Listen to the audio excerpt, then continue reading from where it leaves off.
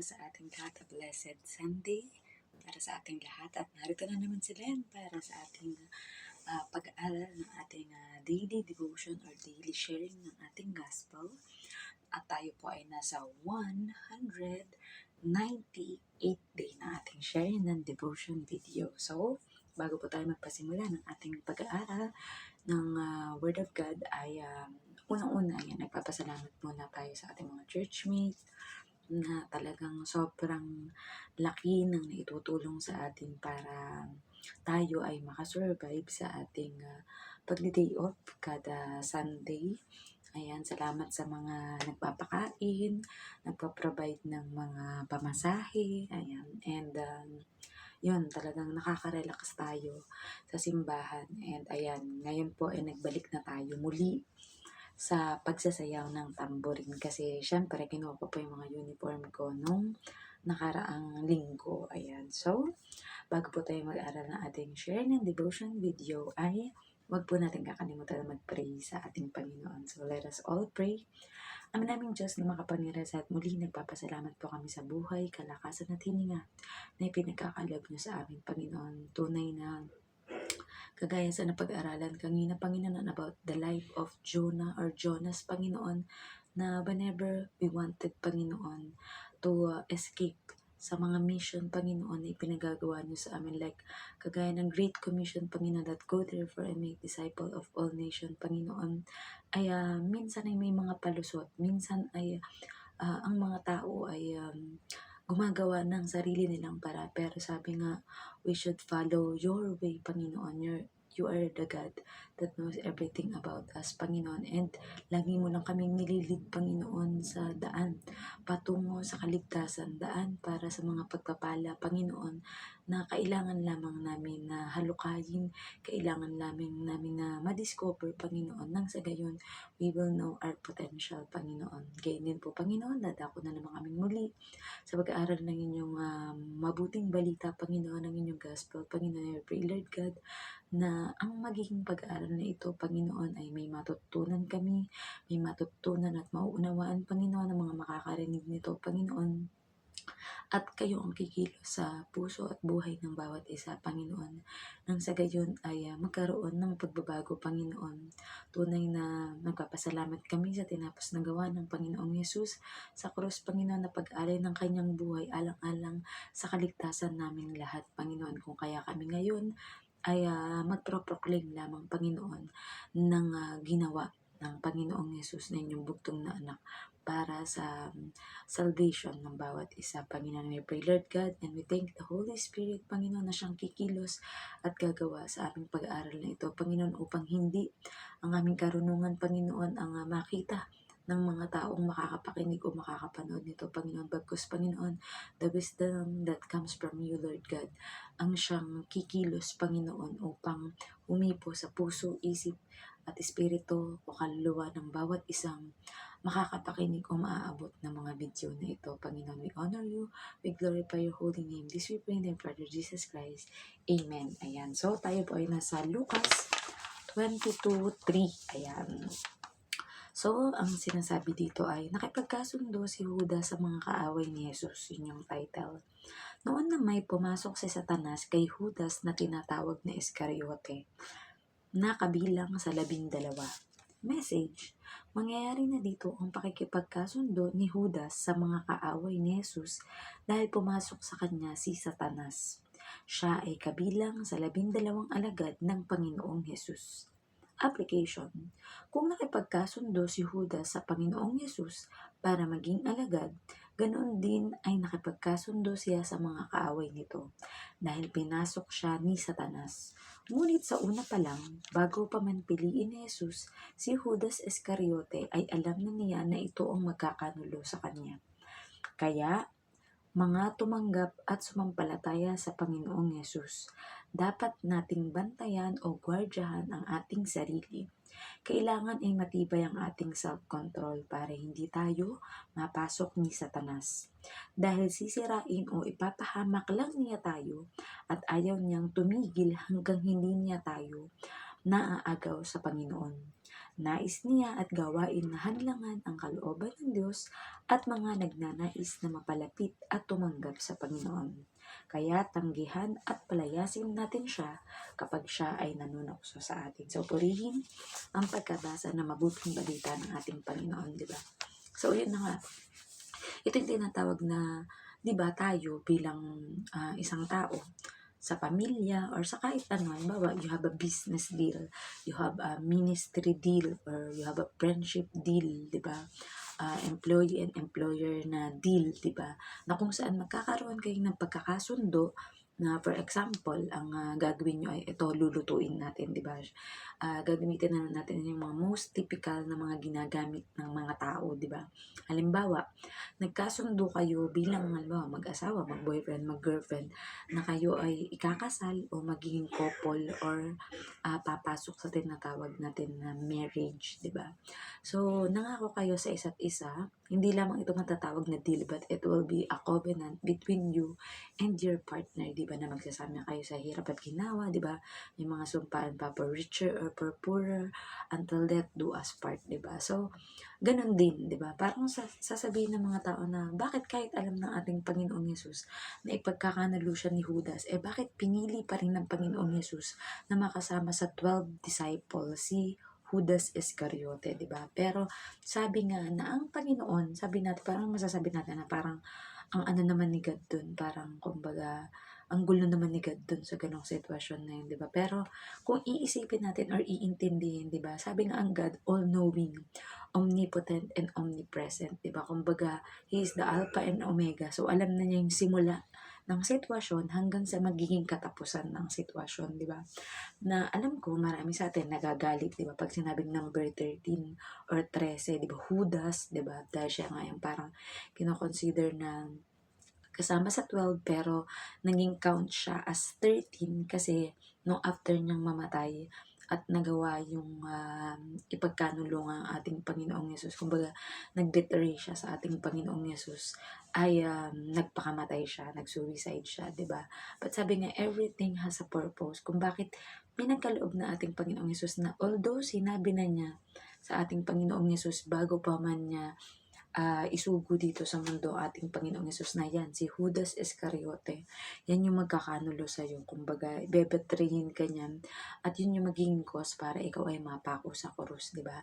Pero, kalooban pa rin ng Diyos na mangyari because God has a purpose, di ba? At kung hindi dahil sa ginawa na yun ni Judas, wala yung salvation natin. Wala, parang walang kwenta yung pagparito ng ating Panginoong Yesus dahil siya nga yung worthy na lamb na ialay para sa katubusan ng kasalanan nating lahat ng sangkatauhan, di ba? Sabi nga, what is the purpose or the mission of our Lord Jesus Christ? Kung bakit siya ipinadala dito sa mundo, di ba? And yun ay para iligtas tayong lahat, di ba? Dahil kahit anong mga pag-aalay no, ng mga Israelita, ng mga Hudyo, ng mga hayop na isusunugin, papadanakin ang dugo, hindi pa rin karapat-dapat at hindi sapat para sa ating Panginoong Diyos dahil ang ating Diyos nga ay holy, di ba? So kapag holy, walang bahid ng dungis, walang halong kapintasan, di ba? And sa iniisip kasi ng mga Israelita nun, na kasi ang ginawa ni Father Abraham, siya yung pinakauna, di ba, na nagpasimula, na nag-alay ng lamb, di ba, na kung saan nung dapat iaalay niya or isa-sacrifice niya ang kanyang anak na si Isaac ay may biglang at nung pinigil siya ng angel na ating Panginoong Diyos ay nakinig naman siya. So hindi niya inalay ang kanyang anak na si Isaac but instead there has been offering na lamb na yun yung inano niya sa Mount Sinai. Ayan. So, yun yung nangyari, di ba? So, ganun din sa ating Panginoong Yesus, although na alam ng ating Diyos na masasaktan talaga sa highest level ang ating Panginoong Yesus dahil syempre sakit ng damdamin dahil ibebetray ka o pagkakanulo ka ng yung mga trusted na mga alagad or disciple, di ba? Pero sabi nga ng ating Panginoong Yesus, when He was praying, yung agony ni Jesus sa Garden of Gethsemane, di ba? Na yun na, parang ilang oras na lang is nagpe-pray siya, di ba? He prayed hard, he prayed 3 times. Tapos tinitinan niya yung mga alagad niya kung nananalangin ba, pero syempre natutulog dahil nga pagod na pagod siguro, antok na antok, pero hindi nila alam na yun na yung time for our Lord Jesus Christ para mag-alay o mag-sacrifice ng kanyang buhay, di ba? And yun na nga, yung tanda or sign na gagawin ni Judas para sa pagkakanulo sa ating Panginoong Yesus ay nangyari exactly the way the Lord Jesus Christ said that it will happen, di ba? So, lahat ng pangyayari ay may purpose kung bakit nangyari, di ba? Parang kagaya sa situation natin, sa buhay natin na, Lord, bakit dumadaan ako sa mga bagyong ito ng buhay, mga pagsubok, mga trials and tests, di ba? Pero sabi nga, sinishape and minmold tayo ni God into a better future. Sinishape and minmold tayo ni God because He is preparing a great future para sa bawat isa sa atin. Di ba? Kagaya ng sinabi ni Lord sa Jeremiah 29:11, which is life verse ng inyong lingkod, di ba? Nasabi nga ni Lord na, for I know the plans I have for you, declares the Lord. Plans to prosper you and not to harm you. Plans to give you hope and a future, di ba? So, nakikita na agad ni Lord kung ano yung magiging future o hinaharap natin, di ba? And ayan, may iba, blessed, like hindi naman po sa pagyayabang na inyong lingkod, but I am so amazed na ang Panginoon, bago pa man mangyari yung mga bagay sa akin, sa buhay ko, is pinapakita niya na sa akin ahead of time sa pamamagitan ng panaginip, di ba?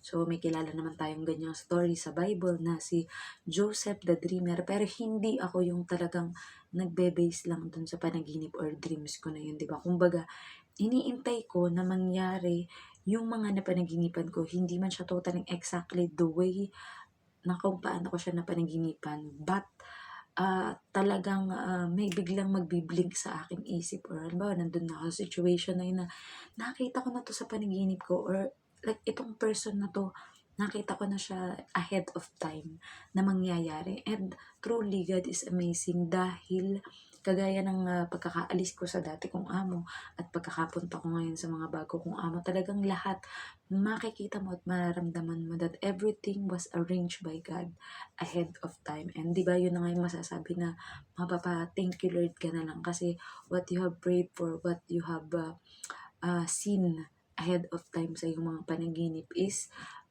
nangyari at tuluyan na nangyayari sa buhay natin. Kaya nga talagang hanggang ngayon yung hindi pa rin ako makapaniwala. Kumbaga, ayaw pang mag-sink in sa isip ko na, Lord, ito na yung answered prayer na ipinanalangin ko sa inyo, or yung katuparan ng ipinakita nyo sa aking vision sa aking panaginip, di ba? Although may iba, hindi ko naman po kayo sasabihin na maniwala kayo sa aking mga panaginip, di ba? But it's sa akin, observation ko sa aking sarili, and truly indeed na I see it happening into my life. Kaya wala akong ibang masasabi kundi thank you Lord. Talagang truly God moves in mysterious ways sa ating buhay. So, nanawa po, ayan, hindi natin gawin na hayaan na ang evil spirit or ang devil or si Satan ay pumasok sa atin nang sa gayon ay mapagharian niya tayo. But instead, let the Holy Spirit, ang banal na espiritu ng ating Panginoon, na siyang mag-move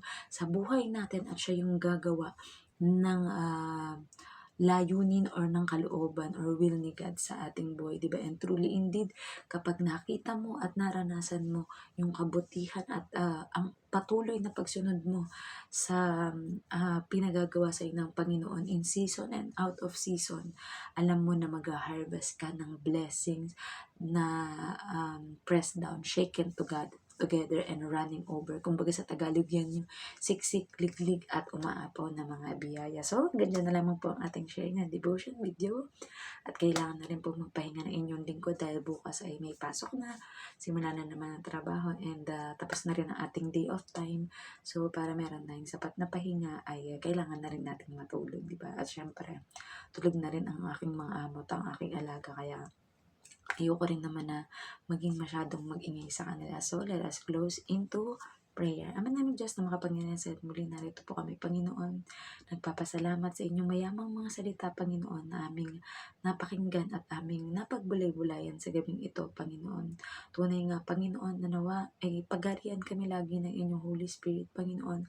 Nang sa gayon, Panginoon, ang aming magagawa, Panginoon, na hindi sa ikasasama namin at ng aming kapwa, Panginoon. Bagkus, Panginoon, it's all for the good and for the expansion of your kingdom and following your will, Panginoon. Gayon din po, Panginoon, pinapanalangin namin ang lahat ng mga pinansyal na mga problema ng bawat isa, Panginoon, whether sa work, Panginoon, or sa mga business o negosyo, Panginoon, na ginagawa ng bawat tao, Panginoon, pagpapagawa ng bahay, pagbibili ng mga sasakyan na panghimpapawid, pandagat o panglupa, Panginoon, at hospital, mga school, Panginoon, mga orphanage, Panginoon, that can help, Panginoon, lahat ng mga tao sa buong mundo, Panginoon, kayo po ang siyang magpala. And we know, Lord God, that you will provide for everything that we need, Panginoon. Kaya din po, Panginoon, lahat ng mga may sakit at karamdaman, Panginoon, we know, Lord God, that you are our healer, Panginoon, that any physical, mental, emotional, and spiritual, Panginoon, ng mga sakit ng bawat tao, Panginoon, they will be healed and we are all be healed, Panginoon, in Jesus' name. Kaya din po, Panginoon, dinadalangin namin, Panginoon, kung ang kalooban ninyo ay mamahinga na o pumunta na at sa inyong kaharian, Panginoon, ang kaluluwa ng mga tao, Panginoon, na malalapit sa amin o mga kakilala namin, Panginoon. We know, Lord God, that that is the best for each and every one of us, Panginoon, sapagkat wala kayong ibinibigay na plano, Panginoon, kung hindi para sa ikabubuti namin, Panginoon. We also pray, Lord God, for world peace, Panginoon, that there will be no war sa bawat mga bansa, Panginoon.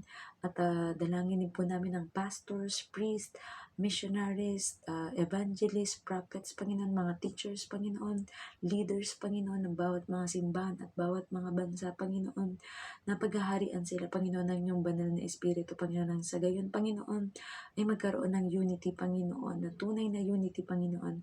Let every family, Panginoon, will be your disciple, Panginoon, nang sa gayon, Panginoon, ay magpalakasan ng bawat isa, Panginoon, tulungan ang mga weak, Panginoon, ng mga mahihina in the spirit, Panginoon, in the physical, Panginoon.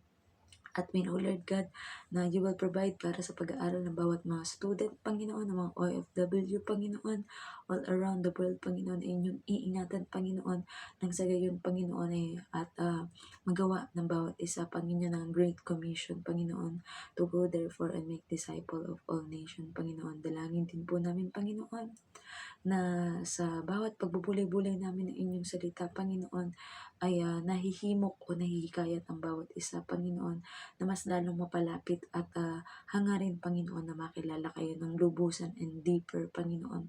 Nang sa gayon, Panginoon, ay huwag na kaming tumakas kagaya ni Jonah, Panginoon, pagkus, Panginoon, ay sundin ng inyong kalooban, Panginoon, sapagkat your plans for us is for our very bright future, Panginoon. Muli, Panginoon, ano ba man po mga nakalimutang idalangin, Panginoon, alam namin nakaabot na sa inyong kaharian, Panginoon. At nawa ay pagkalooban niyo po kami na mahabang buhay, Panginoon. Nang sa gayon ay maging kagamit-gamit ang aming mga buhay, Panginoon, ang aming time, treasure, and talent, Panginoon, ay iaalay namin sa inyo at sa aming kapwa, Panginoon. Nang sa gayon, Panginoon, ay